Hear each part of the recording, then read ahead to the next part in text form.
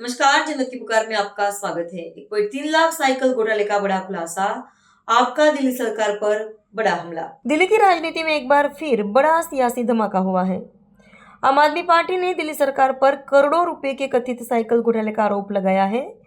दावा किया जा रहा है कि छात्रों को बांटी जाने वाली करीब 1.3 लाख साइकिलों की खरीद में बड़े पैमाने पर अनियमितता हुई है। दिल्ली प्रदेश अध्यक्ष सौरभ भारद्वाज का आरोप है कि सरकार ने साइकिल खरीद में नियमों की अनदेखी की, कीमतों में भारी अंतर रखा है और सरकारी धन का दुरुपयोग किया। वहीं यह मामला अब सीधे दिल्ली सरकार की कार्यप्रणाली और पारदर्शिता पर सवाल खड़े कर रहा है। हालांकि ये आरोप आम आदमी पार्टी की ओर से लगाए गए हैं और इन पर सरकार का पक्ष भी अहम है। अब देखते हैं प्रेस कॉन्फ्रेंस में सौरभ भारद्वाज ने किन दस्तावेजों और तथ्यों के आधार पर ये बड़े दावे किए और सरकार से क्या जवाब मांगा। आइए सीधे चलते हैं आम आदमी पार्टी की इस अहम प्रेस कॉन्फ्रेंस की ओर। दिल्ली सरकार के 650 करोड़ रुपए के हेल्थ स्कैम के बाद एक और बड़ा आरोप दिल्ली सरकार के ऊपर लग रहा है, वो है लड़कियों को बांटी गई साइकिल के अंदर बड़ा घोटाला हुआ है। 2 दिन पहले मुख्यमंत्री रेखा गुप्ता विनोद नगर में एक स्पोर्ट्स कॉम्प्लेक्स में जाके 9वीं कक्षा की लड़कियों को साइकिल बांट के आई हैं और उस साइकिल की खरीद के अंदर भ्रष्टाचार के बड़े आरोप आज सरकार के ऊपर लगे हैं। उसी तरीके से जिस तरीके से हेल्थ के मामले में एसीबी की एफआईआर ये कहती है कि टेंडर की कंडीशंस इस तरीके से टेलर मेड बनाई गई थी कि आपके चुनिंदा ठेकेदार को, वेंडर को ही ये ठेका मिले। बिल्कुल वही आरोप इस साइकिल खरीद के टेंडर में लग रहे हैं कि इस तरीके से टेंडर की कंडीशन बनाई गई कि इन्होंने तय कर रखा था, प्री डिसाइडेड था कि इसको टेंडर देना है और उसको ही टेंडर दिया गया और जितने की साइकिल बाजार में उपलब्ध है उससे कई ज्यादा दाम उस साइकिल के दिए गए। अब साइकिल कोई बड़ी चीज नहीं है, आप जाओ झंडे वाला में पूछ लो कितने में मिल रही है। तो ये जो है एक कंपनी है एसके बाइक्स, इसके अलावा और भी कई कंपनियों ने जो है वर्ल्ड एमएसएमई फोरम और इस तरीके की कई सारी लिखित शिकायतें विजिलेंस कमीशन को, एलजी को, मुख्यमंत्री को लिखी गई हैं। अब तक कार्रवाई नहीं हुई है। अब मैं आपको एक शिकायत पढ़ के बताता हूं। हर टेंडर के अंदर सीवीसी की गाइडलाइन होती है कि वो टेंडर आप किस तरीके से रखेंगे, उसके अंदर टेंडर कंडीशन किस तरीके से बनाई जाएगी।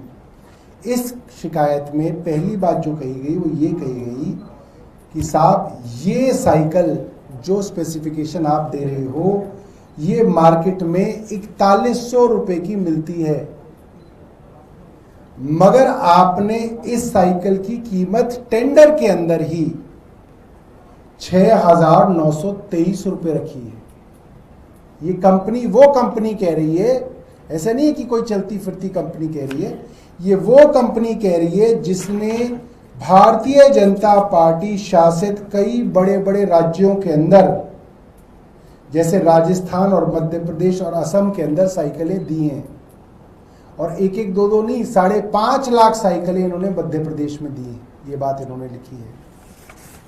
दिल्ली के अंदर 1,30,000 साइकिल खरीदने का टेंडर हुआ और अगर ये मान भी लिया जाए कि आप 6,923 रुपए की एक साइकिल खरीदना चाह रहे हैं तो भी जो टर्नओवर वैल्यू होती है, आप एक टर्नओवर डिसाइड करते हैं कि कौन सी कंपनी कितने टर्नओवर वाली कंपनी इस टेंडर के अंदर हिस्सा ले सकती है।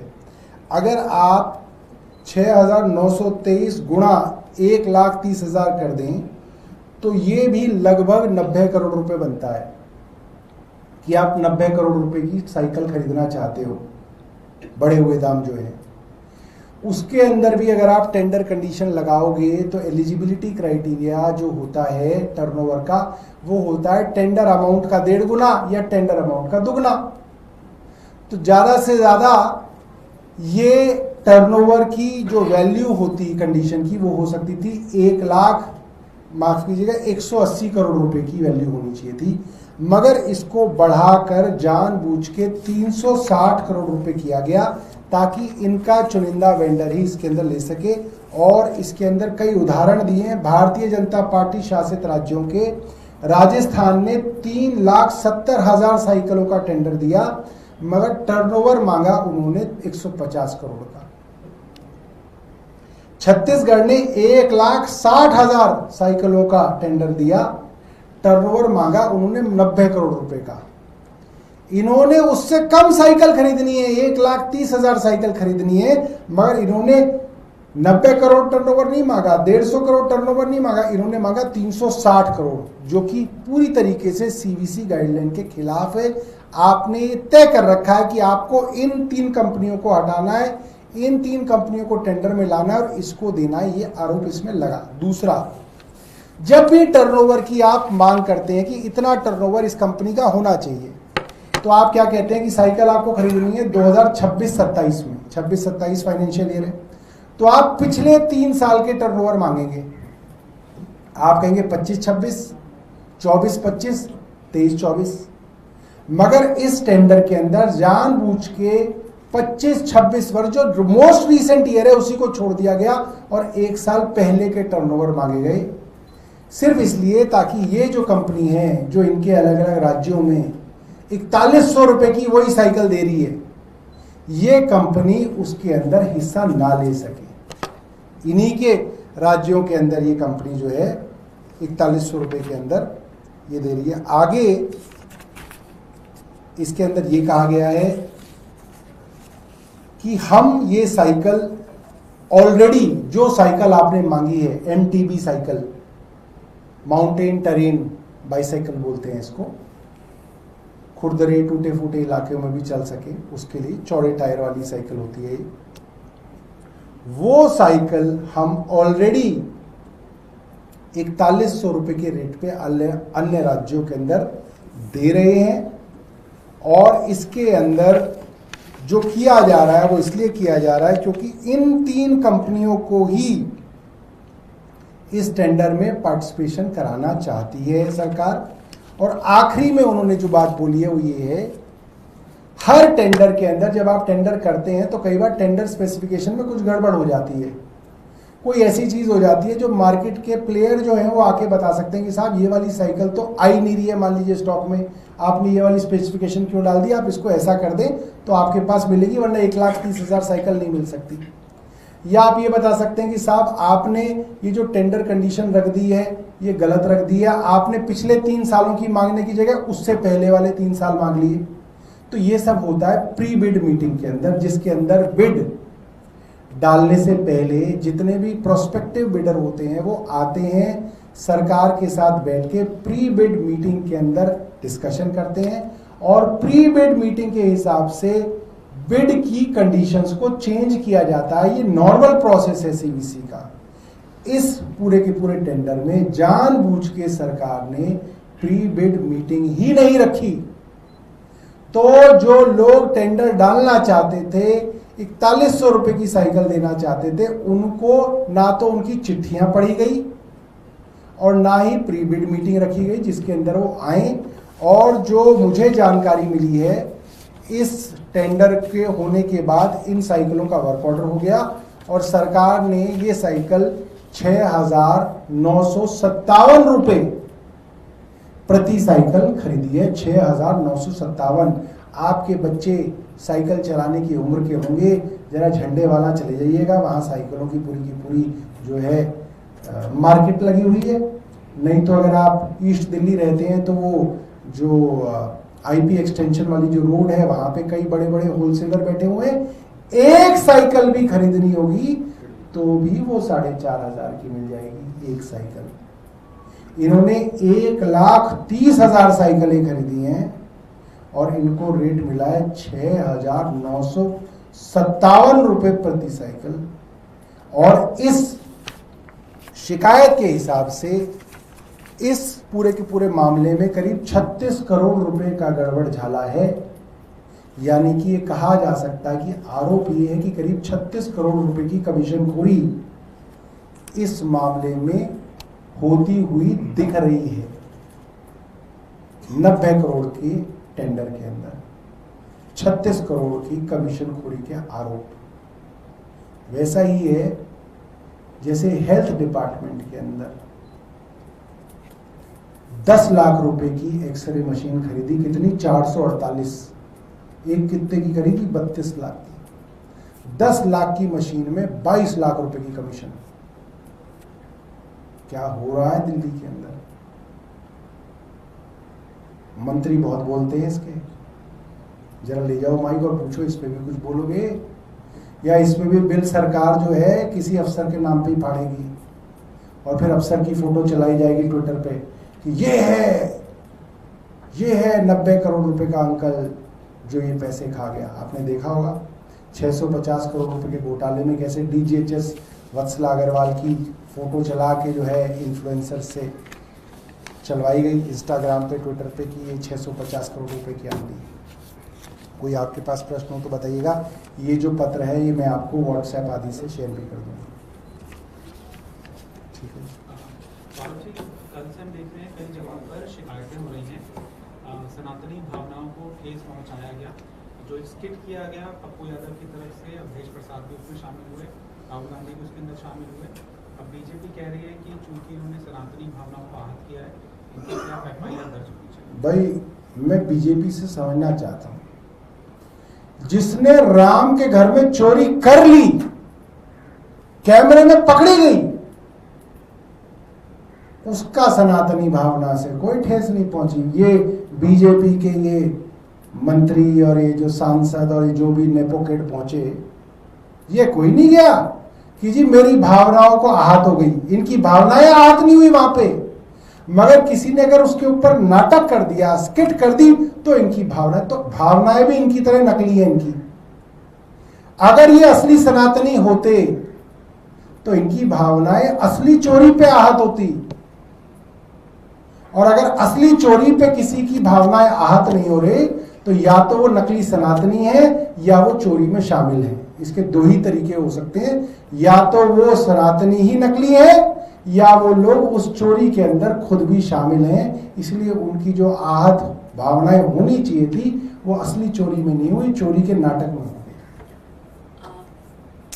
एक और सवाल है, दिल्ली में बीजेपी की ओर से जेनजी सम्मेलन कार्यक्रम जो है वो जगह जगह किए जा रहे हैं। आज तुगलकाबाद में भी एक कार्यक्रम जो है बीजेपी ऑर्गेनाइज कर रही है। देखिए, दिल्ली के अंदर भारतीय जनता पार्टी के पास जेनजी से बात करने के लिए ले दे के नेपो किड ही है। नेपो किड से नफरत करता है जेनजी। नफरत बहुत भारी शब्द है, मगर आप निगल जाइए, दे हेट नेपो किड्स। ये सब लोग जो चांदी की चम्मच लेके पैदा हुए हैं, इनसे नफरत करता है। और कोई भी उठा लीजिए, जितने भी जेनजी से संपर्क कर रहे हैं इनके, सब नेपो किड्स हैं। दिल्ली सरकार की जो लक्ष्मी योजना है उसका कोटा बहुत से यूज हो गया है, लेकिन अब एक और शर्त सामने आ रही है कि एमएलए और एमपी की मंजूरी के बिना पैसा लगेगा। भाई मैं आपसे एक बात जानना चाहता हूं, आप लोगों ने तो सवाल पूछने बंद कर दिए, वैसे फिर भी अपनी मन की शांति के लिए विधवा पेंशन अगर किसी को लगवानी हो तो उसमें एमएलए एमपी के कोई साइन की जरूरत नहीं है, सेल्फ अटेस्टेड है। खुद आप उसको अटेस्ट करिए और उसको अपलोड कर दीजिए, आपकी विधवा पेंशन लग जाएगी। बुजुर्ग पेंशन चाहिए हो, विकलांग पेंशन चाहिए हो, कोई भी सरकारी स्कीम, आपको उसको सेल्फ अटेस्ट करना है और उसको अपलोड करना है। इसके अंदर एमएलए और एमपी की चौखट पे कोई महिला क्यों जाए? क्यों चाहती है रेखा गुप्ता कि हमारी बहनें इनके एमपी और एमएलए की चौखट पे जाएं और तब जाके उसको जो है वो महिला सम्मान जो नया नाम रखा है लक्ष्मी योजना जो है वो मिले। ये रेखा गुप्ता को बताना चाहिए उनका इसके पीछे क्या उद्देश्य है। कोई तो कारण होगा, आपने कोई चीज दी उसके पीछे कोई उद्देश्य तो होना चाहिए। आप के सारे मैं मंत्रियों को देखता हूं। रेखा गुप्ता हरियाणा से आई दिल्ली में, मुख्यमंत्री बन गई, चलिए ठीक है। कोई मंत्री दूसरे बिहार की पृष्ठभूमि से हैं, दिल्ली में आए मंत्री बन गए, ठीक है। कोई कहीं और से आए मंत्री बन गए, ठीक है। मगर लक्ष्मी योजना उसी को मिलेगी जो 10 साल से रह रहा हो। क्यों भाई, क्यों भाई, ऐसा क्यों? ये तो कभी नहीं था दिल्ली के अंदर। 10 साल का क्या क्राइटेरिया है? क्या तुमने कभी कहा कि 10 साल पहले जो आया वही हमें वोट देगा, बाकी किसी की हमें वोट नहीं चाहिए? वोट तुम्हें सबसे चाहिए। वोट तुम्हें उन लोगों की भी चाहिए जो 1 साल में पहले दिल्ली में वोट डालता है, फिर बिहार में भी जाके वोट डाल देता है। एक ही साल में 2-2 जगह वोट डाल रहा है, तुम्हें उसकी वोट भी चाहिए। और जब लक्ष्मी योजना के अंदर देना हो तो 10 साल से क्यों? पूर्वांचलियों के खिलाफ जो नफरत है अंदर, जो गरीब आदमी के खिलाफ जो जहर है अंदर, वो बार बार जो है बाहर निकल के आता है। पिंक कार्ड क्यों लाए? वो भी नफरत है। भाई जो महिला आएगी, अब सारी महिला रामदेव बाबा तो है नहीं जो सलवार पहन के घूमेगी। जो सलवार सूट में आ गया उसको आप मुफ्त की टिकट दे दो, क्या दिक्कत है? जो साड़ी में आ गई या जो जीन्स टी शर्ट में भी आ गई, महिला है, महिला तो पहचान में आ रही है महिला, उसके लिए पिंक कार्ड की क्या जरूरत है? सिर्फ इसलिए ताकि पूर्वांचल की जो हमारी बहनें हैं, जो हरियाणा से दिल्ली नौकरी करने आ रही है, जो नोएडा से, गाजियाबाद से, फरीदाबाद से नौकरी करने दिल्ली में आ रही है, उसका किसी तरीके से हक मार लिया जाए। या जो बहनें यहाँ पे दिल्ली में कुछ सालों से रह रही हैं और उनका वोटर कार्ड आज भी यूपी का है, राजस्थान का है, बिहार का है, उनका हक मार लिया जाए। उनसे वोट तो ले ली जाए मगर उनका हक मार लिया जाए। इसलिए पहले जो है पिंक टिकट का काट के पिंक पास लेके आए, और अब ये महिला योजना के अंदर 10 साल वाली कंडीशन लगा दी। बहुत ही घटिया सोच की ये सरकार है, और समस्या ये है कि इस सरकार से प्रश्न नहीं पूछे जा सकते। मैं आप लोगों की भी समस्या समझता हूँ। आप लोग पूछेंगे तो आपको बुलाना बंद कर देंगे, वो सेक्रेटेरिएट में एंट्री बंद कर देंगे। तो इसलिए ये दोष मैं आपको नहीं दे रहा, ये मैं दोष दे रहा हूँ मीडिया एज अ संस्थान कि सवाल जरूरी नहीं है कि मंत्री के आगे माइक लगा के ही पूछे जा सकते हैं। आप सवाल अपनी रिपोर्ट में भी पूछ सकते हैं, आप सवाल अपने अखबार के अंदर भी पूछ सकते हैं कि ये क्यों हुआ, एमपी एमएलए का क्यों हुआ, 10 साल वाली शर्त क्यों आई, पिंक कार्ड से ऐसा क्या बच गया जो पिंक टिकट से नहीं बच रहा था। तो दोस्तों सवाल तो पूछने पड़ेंगे, वरना फिर जेनजी इंस्टाग्राम पे ही जाएगी। क्यों जाएगी आपके पास? सब इंस्टाग्राम पे जाएंगे। और कोई प्रश्न? कुलगाम में अटैक हुआ था। कहाँ पे? कुलगाम में। अच्छा जी। फारूक अब्दुल्ला सवाल उठा रहे हैं कि जब भी नेशनल कॉन्फ्रेंस की तरफ से स्टेटहुड का मुद्दा उठाया जाता है, टेरर अटैक हो जाता है। टाइमिंग इसकी कह रहे हैं कि संदेहास्पद। अब इनका तो सब कुछ ही संदेहास्पद है, इनका सब कुछ गड़बड़ झाला है। हर चीज जो होती है वो भारतीय जनता पार्टी को राजनीतिक लाभ देने के लिए होती है, पीछे उसकी विदेशी ताकतें होती हैं। लाभ भारतीय जनता पार्टी को ही मिलता है, हमें नहीं पता कि ऐसा क्यों होता है। सौरभ जी, यूपी में चुनाव होने वाला है 6 महीने के अंदर। उससे पहले समाजवादी पार्टी और कांग्रेस के बीच में थोड़े से स्ट्रेन दिखाई दे रहे हैं। उसका कॉन्टेक्स्ट ये है कि पप्पू यादव के लिए को जो आपने सवाल दिया, आज सुबह जब राजीव राय से पूछा गया यही सवाल, तो उन्होंने थोड़ा सा किनारा कशी की कि ये जो है संसद भवन में जो प्रदर्शन हुआ उससे हमारा मतलब नहीं है। तो यही सवाल फिर उस बार प्रमोद तिवारी से कहा गया, पूछा गया, तो प्रमोद तिवारी ने कहा बड़ी प्रेस कॉन्फ्रेंस में कि आप क्या श्योर हैं कि हमारा गठबंधन हो गया है समाजवादी पार्टी से। तो इसके बाद ये क्यास लगाए जा रहे हैं कि चुनाव से पहले क्या ये प्रेशर पॉलिटिक्स बनने की कोशिश और गठबंधन में थोड़े से स्ट्रेन दिख रहे हैं? देखिए ऐसा होता है, ये यही तरीका होता है। वो ये कहेंगे कि हमें गठबंधन करना ही नहीं, हम तो सारी सीटों पे लड़ेंगे। फिर उनका दिल्ली से कोई आदमी वहां जाएगा, वो भी कहीं पे बाइट दे देगा, नहीं नहीं हमारा अभी कोई गठबंधन की बातचीत नहीं हुई, हम सब सीटों पे लड़ेंगे। फिर वो नीचे वाले ऊपर कांग्रेस में टॉप पे पूछेंगे क्या होगा, कह रहे नहीं उसने तो अपने ऐसे ही कह दिया। तो ये ऐसा करते करते चुनाव के बिल्कुल नजदीक तक ले आते हैं। फिर जब नजदीक तक ले आते हैं तो ये आरजेडी वाली हालत हो जाती है। जैसे आरजेडी भी लास्ट तक इन्होंने डिसाइड नहीं किया कि कितनी सीटें ये लड़ेंगे, कितनी आरजेडी लड़ेंगे। तो जो प्राइमरी अपोजिशन पार्टी होती है उस राज्य के अंदर, उसका इसकी वजह से नुकसान होता है।